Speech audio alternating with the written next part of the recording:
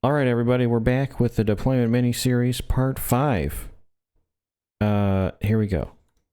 So Deploying this, in reserves. yep. And this is kind of a conversation partially about what you should put in reserves, but it's more starting the line of thought of when you get to the reserve step, starting to actually evaluate your opponent a little more than evaluating yourself.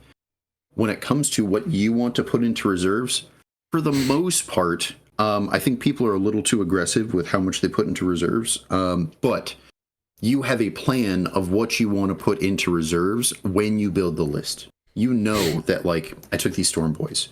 Their job is to be in Deep Strike and show up and do a secondary or something like that, right? So you kind of have that plan already before you even show up to the table because you built the list. You knew what your reserves were going to be. I'm playing the Sanguinor. He always goes in reserves because that's his job. That's not to say any of that is wrong or bad, but a lot of when it comes to reserves is kind of fine tuning that when you get to the table of like, I had planned on putting these 3 units in reserves for secondaries, or this one unit in reserve for secondaries and this other one for damage dealing. And as much as that is reasonable, you got to look at your opponent and start to decide how much do you think they're going to put into reserves? How much do you think they can screen you out? When you can start to kind of evaluate some of this stuff and consider what your opponent's going to do, that can help you be like, okay, well, this damage dealing unit I want to put in reserves. I have like a reroll charge, so I think that the deep strike is better. Well, if they can screen you really hard, it doesn't matter if that's your plan. They're too good at screening because they're playing hordes and MSU or whatever else. And the answer is like, I just need to run across the table because I can get the reroll charge anyway. But deep striking means my charge is going to be 9 inches, whereas because they're going to screen so hard, like I could just get a 5-inch reroll charge because they pushed up the board. Like we're both going to fight over that center objective anyway. Yeah, no, exactly. This is one of the first things where we kind of take a step back from evaluating ourselves and start evaluating our opponent. And you kind of have to do this without directly asking, what are you putting in reserves? Because technically, especially when you go to a tournament, you're going to reveal, air quotes, what you're putting into reserves at the same time.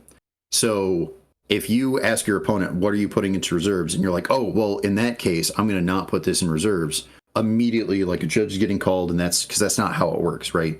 We don't actually write them down and reveal because it takes time and resources and whatever, and we just kind of go quick about it. But the idea is you want to, your opponent explains their list to you, and as they explain it, you want to have a basic enough idea to like, okay, I'm going to ask what has deep strike, and based upon that, those are more likely to go into reserves than the tank that's just rolling across the board, right?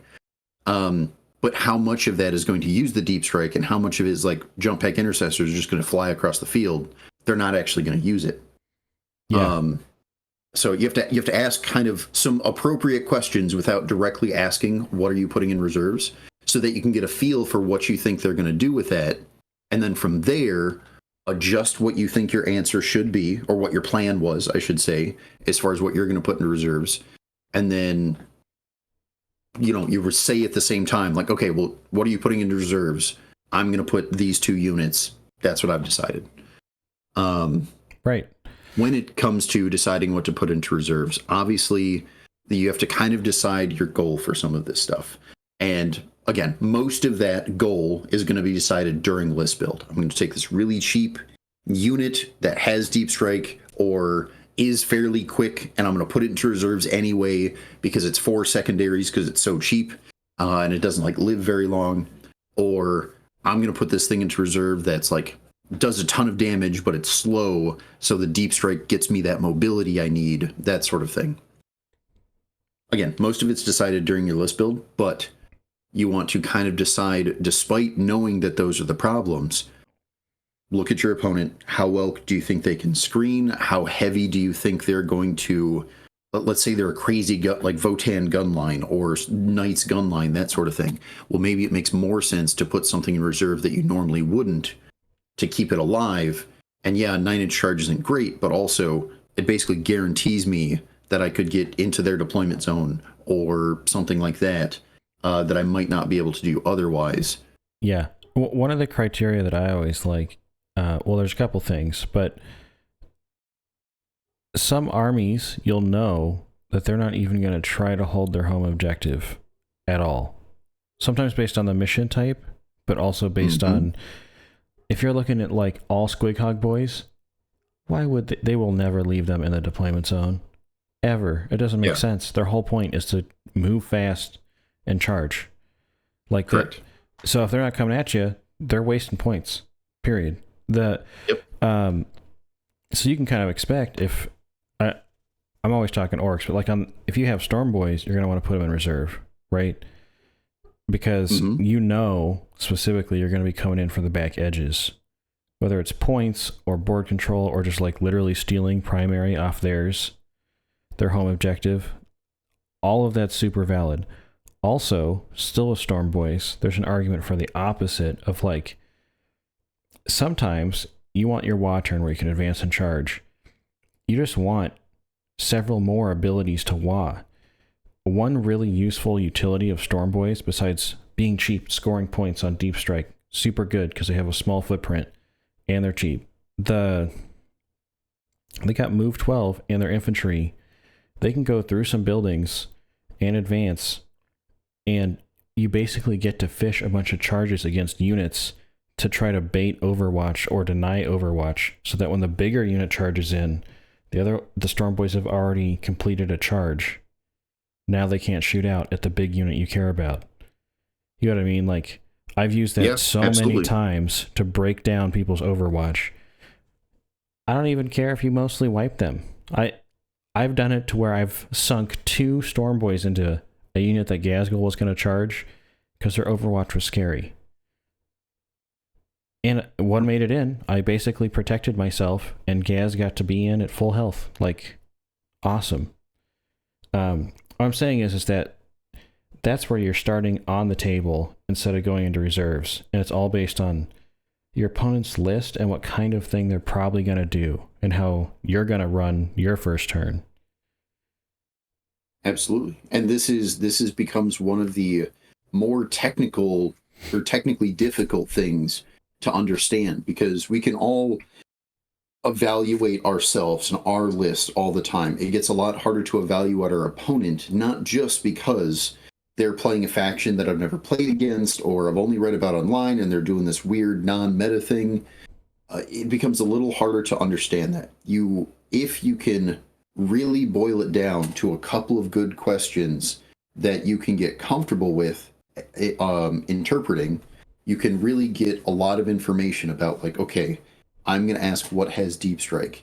And based upon when they point out this unit and that unit and this unit, I'm going to say, well, okay, well, based upon what they said earlier, this deep strike unit actually moves really fast.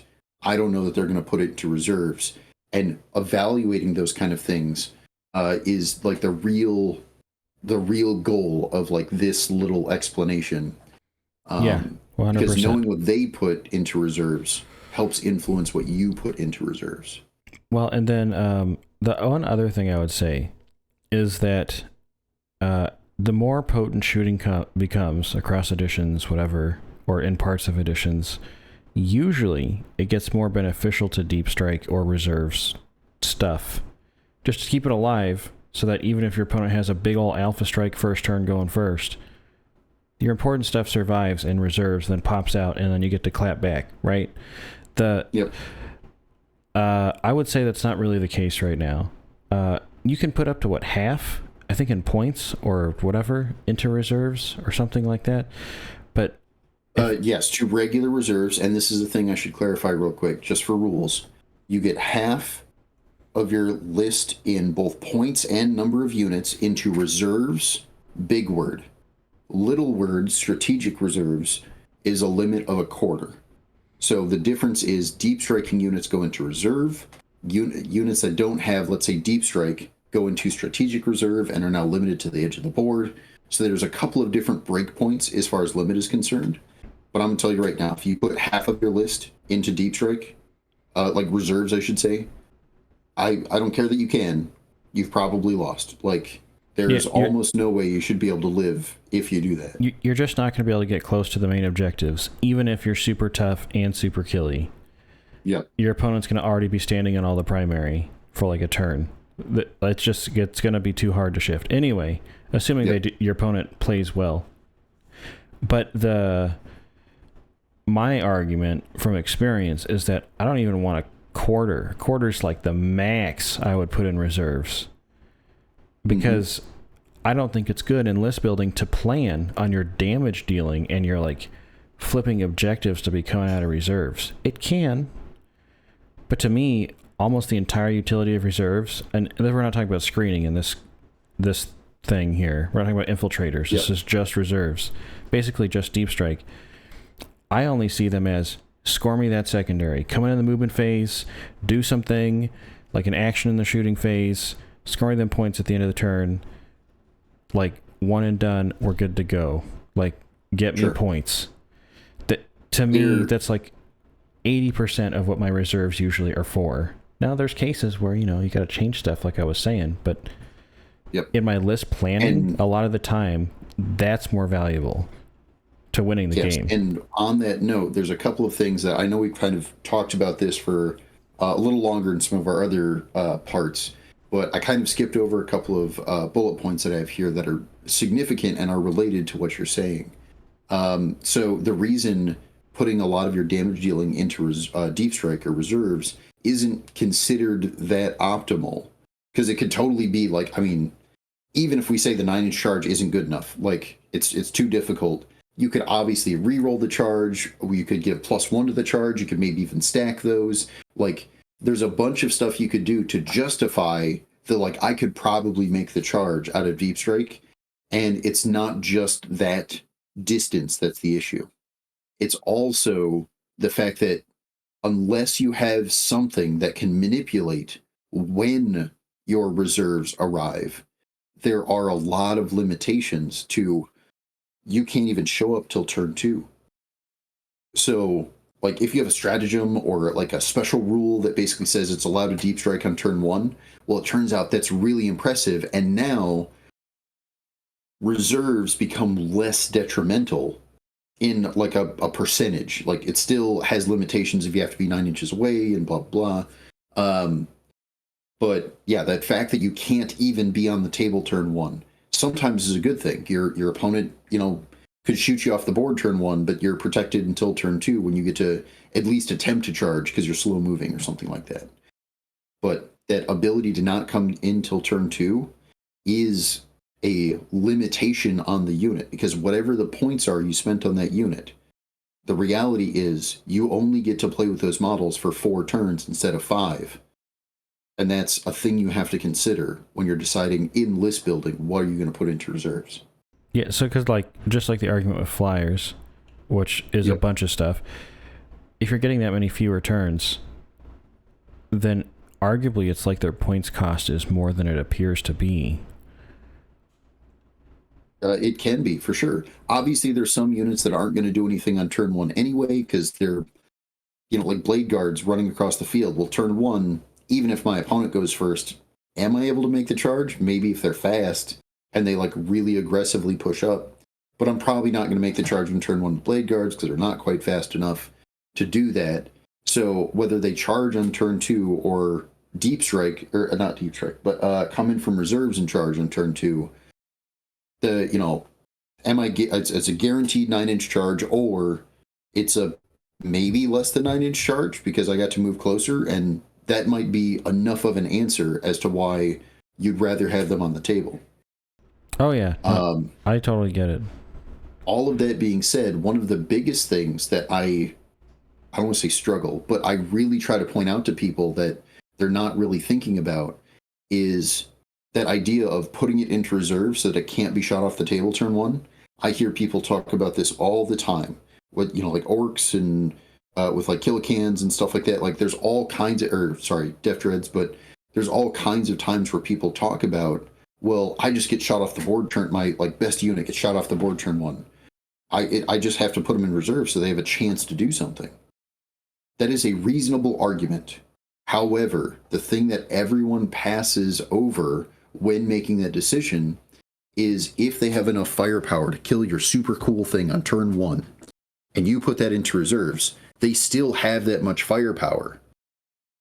If they put that into something else, is it really better that you took the really tough durable unit with a 4-up invul and put it into reserves so that they could guarantee the charge, and instead you left a bunch of stuff that doesn't have an invul to get shot up, and you net lost more points on turn 1 than if you left them on the board?